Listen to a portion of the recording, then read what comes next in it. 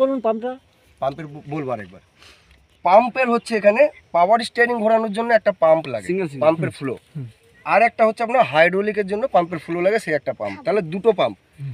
যেটা দাদা John Deere গাড়ির সঙ্গে কম্পেয়ার করলো, আমি সেটাকে নিয়েই বলছি। জন ডিয়ার গাড়িতে দেখবেন লাগানো আছে একসঙ্গে ডবল পাম্প। এবার ধরুন হাইড্রোলিক পাম্পটা সচরাচর খারাপ হয়, সবাই জানে। আপনার হাইড্রোলিক পাম্প খারাপ হয়ে গেল, তাহলে আপনাকে তো দুটো পাম্পই পাল্টাতে হলো।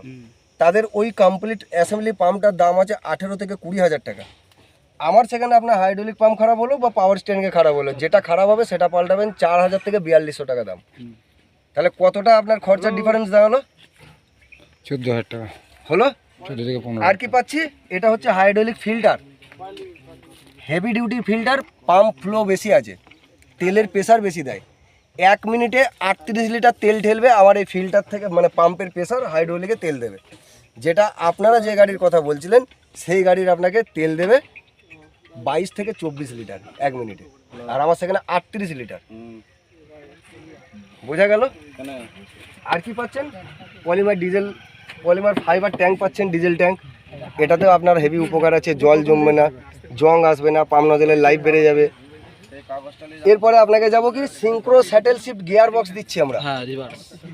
এই সিঙ্ক্রো স্যাটেল শিফট গিয়ার বক্সে যারা ড্রাইভাররা চালাবে তাদের তো হেভি আরামদায়ক, আর যে চাষির চাষ করবে তার টাইম বেঁচে যাবে। যে গাড়ির মালিক আছে সেও চাষির কাছে কাজ বেশি পাবে।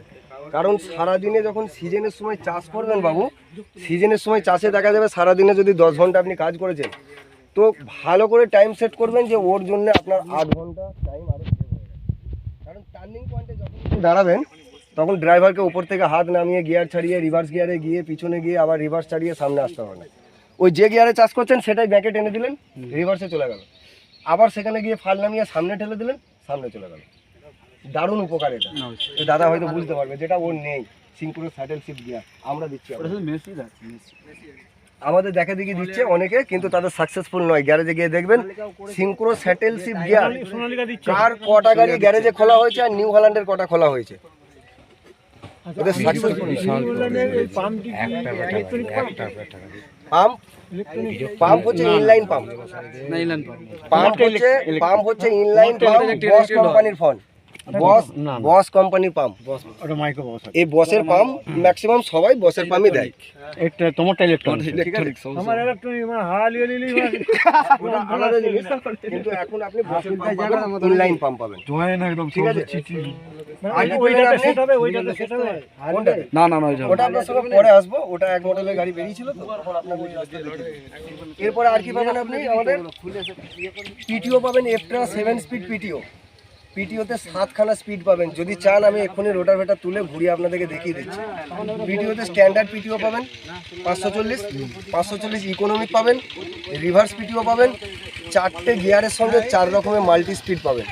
1 নম্বর গিয়ারে যা স্পিডে দিলেন আপনি আরপিএমে, সেই স্পিডে পিটিও ঘুরবে। 2 নম্বরে যে স্পিডে দিলেন সেই স্পিডে ঘুরবে। 3 নম্বরে, 4 নম্বরে।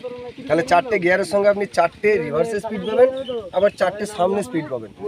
স্ট্যান্ডার্ড 540 পাবেন, 540 ইকোনমিক পাবেন, রিভার্স পাবেন। এতগুলো পিটিও অপশন কেউ। আর যেটা বলছে এমএস স্পিডেটা বলছে এখন যুবতে, হ্যাঁ, সেটার ক্ষেত্রে লোড পড়লে যে যেটা ওই ওটা নামা ওইটা হবে এটাতে। এমএস পিটিও লোড পড়লে ওঠা নামা বলতে না মানে লোড পড়লে বলছে অটোমেটিক লোডটা কমে যাবে। অটোমেটিকের কিছু ব্যাপার নেই। এখানে কি পয়েন্ট থাকে আপনাকে আমি বলে দিচ্ছি।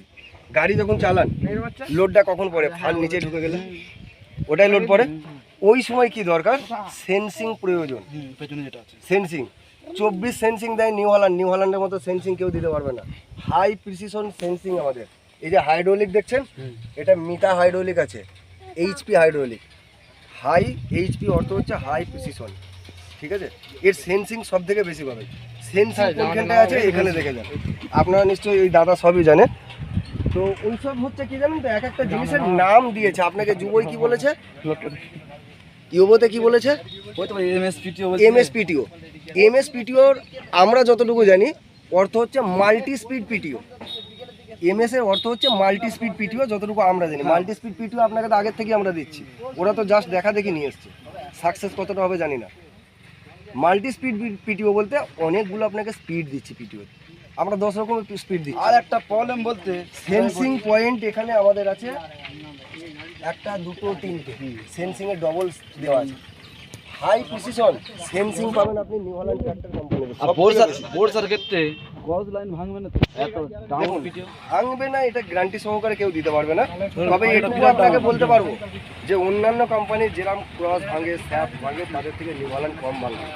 স্যাপ মানে পিটিও স্যাপ ভাঙার মেনলি কারণ হচ্ছে রোটেশন অবস্থায় যদি তুলে ফেলে কেউ, তাহলে ভাঙে।